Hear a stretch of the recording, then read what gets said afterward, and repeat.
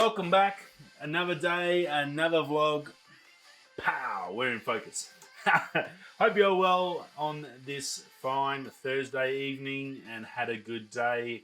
Not too much work involved, or you got your stuff done at least and everyone left you alone. That's, I guess, my best thing is when we just get a good day, when you can get your stuff done, get your work done, everyone's happy, and no crazy stuff happens. That's probably a good day for everyone, I think. Nothing out of the ordinary sort of gets in the way of doing what you got to do. So hope that's all good. If you're over from the podcast, thanks for stopping by. Much appreciated. Really do appreciate everyone's support. We have had a fair few subscribers in the last month or so. So I really welcome you to the family and much appreciated you popping by and catching up with us. A bit of stuff today. I'm going to talk a little bit about politics, which I don't normally talk about, but we had the budget come out for the Australian economy. Going to talk a little bit about that and my thoughts on it. I thought it was something different. Wasn't a huge amount out there today. Next week's going to be a massive week, so I guess it's just the calm before the storm. But a few things we're going to get into. I did get a bit of work done on the photography last night. I have to do. Going pretty good. Some of the photos, I actually got some in there that I think are better than what I thought I had, so that's really good. Probably not going to have some amazing epic photos, but it should work out to be a really good photo, really good video anyway, so looking forward to that. I'm a little bit behind schedule, but I'm going to put in a decent one tonight and see if I can't smash it out, at least get all the photos done and start smashing in all the footage to get the video ready to go. So should be okay for the normally weekly video, so all looking good. Rightio, we'll get into this news. Now, if you didn't get to see the premiere last night of Mark Holtz's video, I sent over my 300mm Super Takumar vintage lens. She's a beautiful old lens, and he is a master at doing vintage, especially the Super Takumars. Big fan of his. He got me addicted to him to start with. Video come up awesome, as I knew he'd do. He's like a fantastic editor, great, really nice guy, super nice guy. As I said to you yesterday, go check out the premiere. If you didn't get a chance last night, go support him, check out his channel. If you're into vintage lenses, definitely want to go suss out his channel. Some fantastic tips and thoughts on the using vintage lenses with current DSLRs or mirrorless cameras. They are a great cheap option for entry point. So if you've got a young kid that wants to start off in photography, can't afford a $3,000 L series Canon lens, you can get him an M50 and a nice vintage prime, or even some of the vintage old zooms, and you can get them under $100 to $200 for a really nice lens with a lot of character. So never forget those vintage lenses. They're not gone and forgotten. I've still got a couple. I've got that 300 there, and I've got one of my favorite lenses, which is a 50mm Super Takumar 8 blade, which is the rarest one, and I love the image that pulls out. The colors they pull out are amazing, and if you're looking for something with a little bit of feel and then get the right focal length, you can put a collection together that is actually probably cheaper than most current lenses, fancy ones anyway, and get a whole set for that same price. So definitely don't sort of walk past a vintage lens and say, oh, it's old as crap. It's probably going to be manual, but that's a good training for you to get into the practice of mentally setting yourself up for the right focal length images and all that sort of stuff. So that's not a bad thing to learn on, especially if you're new to photography, or you're just starting to learn, you want to know how to do stuff. I think, as I did, the Vintage Lens Avenue is a great place to actually start, and you'll probably get a lot of respect for those lenses as well. So that's where I started 30 years ago, and now they are vintage lenses. It just means I'm vintage too, so that's probably not much fun. But I'm like the vintage lenses, I think I've still got some use. Anyway, so yeah, go check him out, support him. He's a really nice guy. He does a great channel, and he does some awesome stuff on photography and video, so definitely worth a watch. Now, the PS5, there's some breakdowns come out on the internet where I think there's about 4 or 5 I think the boys on Lou Later were saying, and the Tech Link were saying, they broke down a PS5, stripped it, went through it. Apparently Sony do it with their products fairly regularly, and they showed off anything, which is sort of, I guess, a little bit weird. I'm assuming once people can get a hold of them, they're going to reverse engineer it anyway and take it and steal it and get all the ideas. So I'm assuming once the cat's out of the bag, there's not much they can do anyway. So they do it anyway out in front.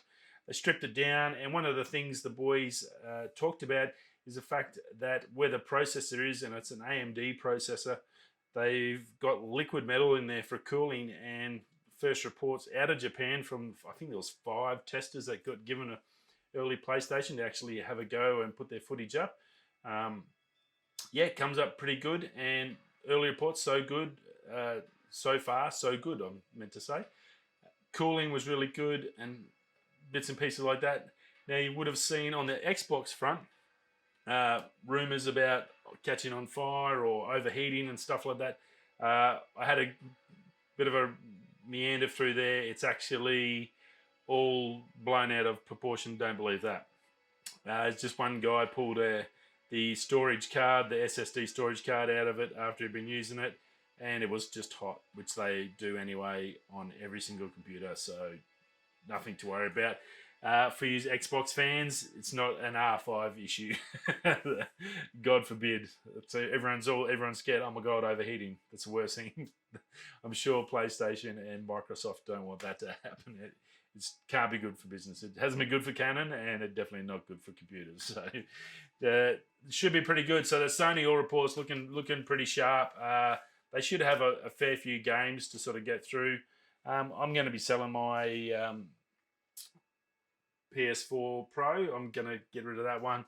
I don't use it anymore. I don't know if I'd buy a PlayStation 5. Maybe down the track I might when I get some time, but I don't have time. And I'd rather, to be honest, I'd rather be outside shooting photography of this beautiful planet than sitting there playing baseball, which is all I did anyway. Or either that or a bit of Grand Theft Auto. That's about the only other one I played. So yeah, or Gran Turismo, but yeah. So I think I'm at that age where I'd rather be out enjoying it and getting some fresh air. I'm in an office with 6 screens all day, 6 30-inch screens, and the last thing I need to see is another computer. So I'm pretty happy to get away from them. So look, they're going to be pretty good, and I think I can't see Sony or Xbox being a disappointment on any level. I'm sure they've been through this before, and it's going to be a success for both of them. Now, just on other tech stuff before I hit into the budget stuff, the Apple AirPods Studio. It's the weirdest name. I don't know why they call them pods when they're studio. Now, these are the new over-ear ones due to come out. We don't know if they're coming out next week's event or the November event, because we know there's going to be multiple events now because the phones are going to be split up from all reports. Late this afternoon, John Prosser tweeted that they're not going to be able to ship any of those headphones until October 20th. So they may still announce them at this next week's, and then just say there's a late shipping, so you can put a pre-order on them. Apple's done that before, and they've done it with the phones a fair bit, so I don't see that as a non-possibility. I guess whether they work, we just need to, as I think I said the other day, I don't think the biggest secret Apple's got now is no one knows what's coming out and what's getting released at this one or that one or what event, or how many events they're going to do. So I think that's the biggest question we've got. I think everyone knows what's coming. No one knows when it's coming, how it's going to be rolled out. So I think that's the biggest one. Next thing is going to be when the next event's going to be. I think that's what all Apple's got left up its sleeve at the moment. Hopefully not. Hopefully there's some better stuff, but look, those headphones, actually, I don't mind the look of them.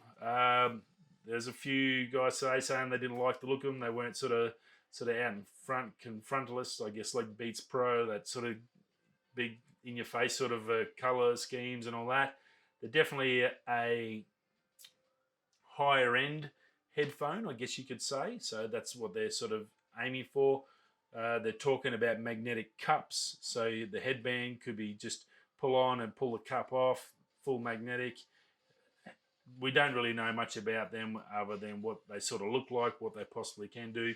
There's been a few, but not a massive amount of information about them. but they look pretty interesting. Now so we'll see how we go. I don't know, and I think because they are looking a bit premium, I think they're going to be in that premium price range. So I wouldn't be surprised for us poor old Aussies, they're going to be around the $500 mark, which is a little exy because if they were not too bad, I wouldn't mind them. There was rumours also that they might have interchangeable colours for the head, so you can pop them off and put different colours on. So we'll see what happens. But anyway, that's about it on the Apple side. The Aussie budget announced, I think, yesterday or the night before. Look, I had a bit of look through it. Unfortunately, I guess when you see us miners and we earn a good wicket, and I'm definitely very lucky to have the job I have, and no questions about that. I'm able to support my family, but we also do mega hours, and we miss out on probably 70% of life with our family. So the only reason we do make good money is the hours. If you actually take our hours back to a 38-hour week, we actually earn under the Australian average wage. So it sounds like I'm bad, but it's actually, I know I'm very lucky. Definitely that. But on the end, we pay a ridiculous amounts of tax out of that because of the extra time we work and all the time we earn money, so we got to pay massive amounts of tax, which is just crazy. And apparently we're going to get some tax relief coming out in the budget, but it's pretty much works out to possibly $2,000, $2,300 possibly, I think, for the whole year, which is pretty much nothing. $100, a little over $150 a month, which is really not much nowadays. That's probably not even a night out if you go out for your dinner with your wife when you are home for that week off. It's definitely not enough to get a shopping for a week. So that's definitely nowhere near it. So it'll probably pay off half a bill, and that's about all you're going to get out of it each month. So I mean, it's welcome, but it's good. But they seem to be Australian government. I don't know what, and the reason. Look, I'll be honest. I don't vote. I haven't voted for a long time because has not been a decent leader since Bob Hawke, as far as I'm concerned. Even Paul Keating. I think Paul Keating was the last one I did vote for, and I think he was actually a leader. John Howard was he was terrible, and all the rest of we've seen what the Aussie politics stage has been like for the last 10 years. It's been an absolute joke. And there's been, by nowhere near means, any sort of a leader, including up to today. They're just all just pawns. So, and definitely not leaders of men. So, I'd hope to see a little bit more of our money get put onto something stuff, but onto more of what I'd like. And I'm sure everyone wants the same things. But it was interesting to see that they're going to dump heaps of money into roads, which doesn't really help because all the roads are just a bloody nightmare to drive on because there's too many cars and too many people. Instead of getting into public transport, they've put absolutely zero money into renewable energy. So in the next 5 years, there's a little bit of money in there for new technology and research, but nothing specific towards renewables. So nothing in there to put in supercharged system for electric cars, nothing in there to put solar power panels on every house in Australia. That would create jobs. We're dumping $1 billion into building more roads, so we have more traffic jams, which is a waste of time and just pisses people off. And just silly stuff, you know. I mean, renewables, we all know that's where to go. Electric cars are coming. Petrols are dead. I'm a diesel mechanic, and I know that it's all dying. Even mining's got to go within the next 10, 15 years. It has to go. It's got to be all come electric. There's no doubt about it. It's the only way the climate change is going to get fixed. But yeah, just crazy. Like even a middle class, like I said, average wage is $80,000 in Australia. I've looked that up through the tax online, and as soon as you hit that 80,000, you go into the 45 or 30% tax plus your GST of 10%, which is on everything. So you look at a 40% tax out of your wage, and because of the GST, you actually double up and triple up because you're paying 10% every time you buy something. So you get smashed. And then you go up even higher. There's just no incentive there to work. I currently pay like nearly 50% by the time you add GST on. It's just crazy. And there's no incentive to work. My solution, and it's fine to have a whinge, and the way I was always taught, it's fine. If you got something to say it, but come up with a solution. And my solution, look, I'm no economist, and I'd love to hear your thoughts on it. Let me know down below. How about you only pay tax on 40 hours a week? Not that I know that the working week's 38, but let's make it for 40 hours. Whatever money you earn in that 40 hours, the first 40 hours, that's what you pay tax on. That's the level you pay your tax on. That's where you're locked in. Beautiful. It's locked in. Everyone's the same. You know what you're going to get. If you... Oh, excuse me. Apologies about that. So yeah, get that locked in, and then any overtime, tax-free.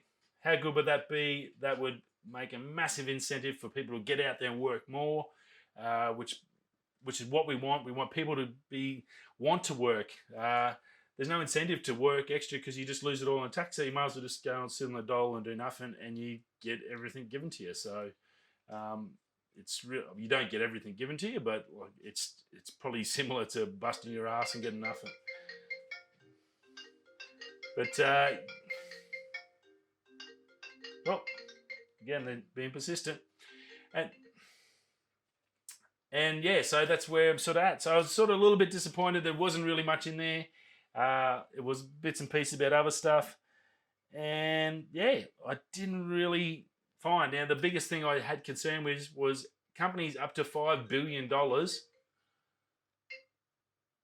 up to $5 billion, would they get a full tax write-off on anything they buy in the next 12 months, and no questions asked, so they can buy whatever they buy, whether it's good, bad, or ugly. It doesn't have to be from Australia, whatever. They get full tax back.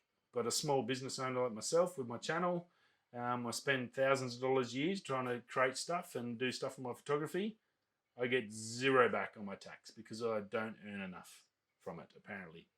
But I've got to keep spending on it to try and get it to grow, but I get nothing back. And that's my biggest pet peeve. Small businesses should be encouraged. That's where the little people get out and make their own business and become their own bosses. That's what we need to be pushing. Big business, it all becomes shareholders, which then no one cares, and that's all overseas, and then you don't know who owns it. So yeah, that's my biggest concern. And yeah, I hate to get into politics. It gets a little bit arky, but yeah, I thought I'd just chuck my thoughts out there. That's me. That's how I am, and I guess it gives you a bit of an idea of my thoughts and ideology as well. So yeah, how did you think the Australian budget went? Let me know. It's always good to hear other thoughts, and let me know about that. I've always thought that would be a good idea, of no tax after 40 hours. That's all tax-free. So I reckon that would be an idea. If you're an economist or anything like that, please tell me how I'm wrong or why that wouldn't work and what effect that would do. That would be awesome to know, because then I sort of can understand it, because it's not something you can sort of just ask anyone. So yeah, definitely be cool to find out. And that's about it. Said not a real lot tech-wise. I'm going to smash out a heap of work tonight, get that done, and I will talk to you all tomorrow for the end of the week. Cool bananas. Have a lovely Thursday night. I will see you all again for the Friday show, and stay happy, stay cool. And if you're coming or going, I'll catch you tomorrow. Peace.